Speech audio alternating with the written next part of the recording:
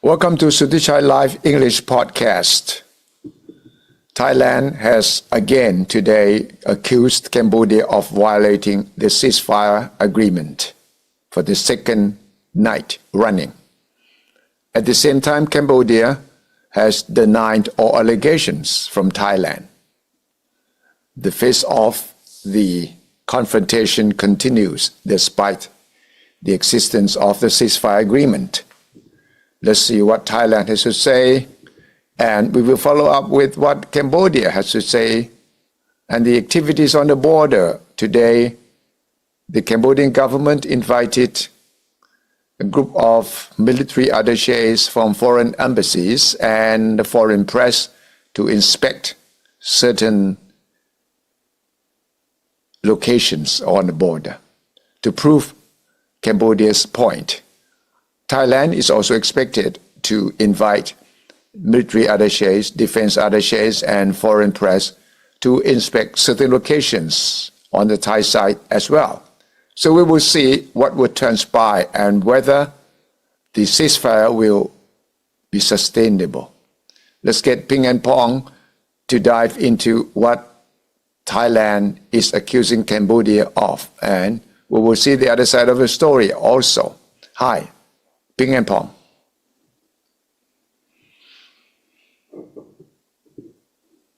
Welcome to Suthichai Live English Podcast. We are Suthichai's AI team. I am Ping. And I am Pong. And welcome, everyone. Today we're taking a deep dive into, well, a really tense situation that's unfolded quickly on the border between Thailand and Cambodia. It's complex, things are moving fast, and we're seeing very different stories coming out. So our mission today is to try and unpack these claims and counterclaims that came right after this crucial ceasefire agreement was supposed to start. We want to look at what each side is saying, how the international community is stepping in, or reacting at least, and really, what does it all mean for stability there? We're basing our discussion on a detailed report from BBC News Thai. It gives a pretty good timeline and, importantly, multiple viewpoints. So let's get into it. Okay, first, let's set the scene. Remember, Thailand and Cambodia had agreed to a ceasefire. This was big news. It's supposed to start midnight, Monday, July 28th, 2025. That was after 5 really intense days of clashes. So, there was this hope for things to calm down. Yeah, but what's really striking is how fast that hope seemed to, evaporate. Mm-hmm. Almost immediately, right after midnight, these accusations started flying. Violations of the ceasefire. Right away. Pretty much. And it makes you ask, what did that piece of paper, that agreement, actually mean to each side? How did they think it was supposed to work on the ground? Yeah. Because the immediate accusations suggest a pretty major gap in understanding, or maybe even intent. Okay, so let's start with Thailand's side of the story. They were quick to raise the alarm, weren't they? Very quick. The Royal Thai Army spokesperson, Major General Winthai Suvari, came out pretty forcefully. And accused Cambodia of breaking the ceasefire. Was this presented as just like a minor incident or something bigger? Oh, definitely bigger in their view. Their statement on July 30th called it a serious violation. That's strong language diplomatically speaking. Serious violation, wow. Yeah, it suggests they felt Cambodia wasn't respecting international agreements. They reported significant clashes still happening after the ceasefire deadline, which obviously undermines the whole point of it. Okay, so serious and intense clashes. Can you give us some specifics? Where and when did Thailand say these happened? Those details often tell a story. Sure. The report, based on the Thai Army's account, lists a few key incidents from the night of July 29th into the morning of the 30th. Okay. First, around 9:30 p.m. on the 29th. This was in the Chungkon Ma area, Sissaket province. The Thai troops said they came under small arms fire. And it wasn't just a few shots, apparently. It turned into a clash lasting about 30 minutes. Half an hour clash after the ceasefire. Exactly. Then, maybe half an hour later, around 10:00 p.m. same night. Different locations, though, Phumakua and Hoikamalia. These are border areas near Preah Vihear and Sissaket. There, Thailand claimed continuous small arms fire and even grenade launcher attacks from the Cambodian side. They stressed they had to return fire in self-defense. And this apparently went on, sort of on and off, until early morning, July 30th. Grenade launchers, too. That sounds pretty intense. It does. And there was another one they highlighted, 5:16 a.m. on July 30th at Pha Mor A Dang, also in Sissaket. Again, grenade launcher fire detected, they said, coming from Cambodia. Okay. The Thai army did sort of qualify it, saying the intensity maybe wasn't like the previous days of all-out fighting. But crucially, they said any weapon use during a ceasefire is inappropriate and that it undermines peace efforts. So a very strict line. So from Thailand's perspective, this isn't just one mistake, it's a pattern. And they're recording all this for, like, diplomatic complaints. Precisely. They explicitly confirmed they're keeping detailed records. These are being passed to their Ministry of Foreign Affairs, specifically to use in international diplomatic actions. Shows how seriously you're taking it. They want to build a formal case. Right, not just shouting into the wind. Exactly. And the Thai Foreign Ministry backed this up. They condemned the alleged acts, said it showed a clear lack of good faith. They repeated Thailand wants peace, but demanded Cambodia stop immediately and stick to the agreement. It looks like a coordinated government response. Okay, so that's a very clear, very detailed accusation from Thailand. Now let's flip the coin. How did Cambodia react to all this? You'd expect a strong response. You would, and they gave one. This really gets to the heart of the problem, doesn't it? When you can't even agree on the basic facts of what just happened, how do you rebuild trust? Yeah. So the Cambodian Ministry of Foreign Affairs, their spokesperson Chum Sunri, put out a statement morning of July 30th. And it was, well, a flat-out denial. A complete denial. Despite the specific times and places Thailand mentioned, what exactly did they say? Unequivocally, they stated Cambodian forces have never committed any acts that could be interpreted as a violation. Full stop. Right. And they didn't stop there. They called Thailand's claims distorted and fabricated, said Thailand was misrepresenting the facts on the ground, and that this kind of accusation actually threatens the trust needed for dialogue. So they're basically saying Thailand is making it up to undermine things. That's the strong implication, yes.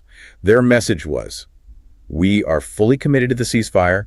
We want sustainable peace for everyone, for the region. We have no intention of breaking the agreement now or later. So completely opposite narratives. This huge difference in what each side is saying must put that planned General Border Committee meeting in doubt, right?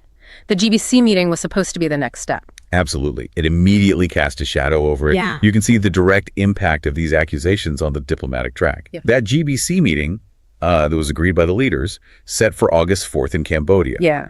But the Thai Army spokesperson basically said, we don't know if it's going ahead. Too much high uncertainty because of these incidents.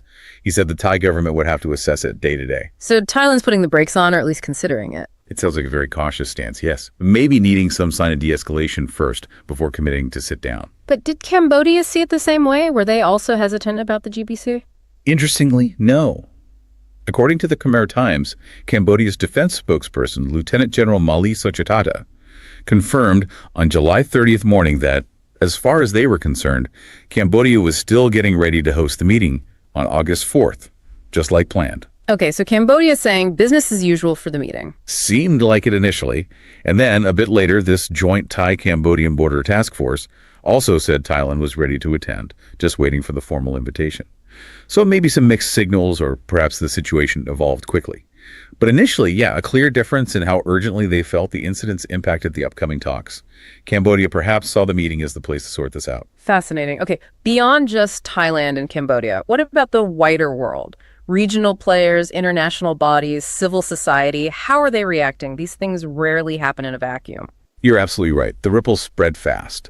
The report highlights several important reactions, showing how interconnected everything is. Let's start regionally. ASEAN often plays a role in these situations. What are they doing? Yes, ASEAN stepped in quite proactively. The Khmer Times reported on July 30th about a Malaysian-led ASEAN observer mission, headed by Malaysia's Armed Forces Commander, General Tan Sri Effendi Buang.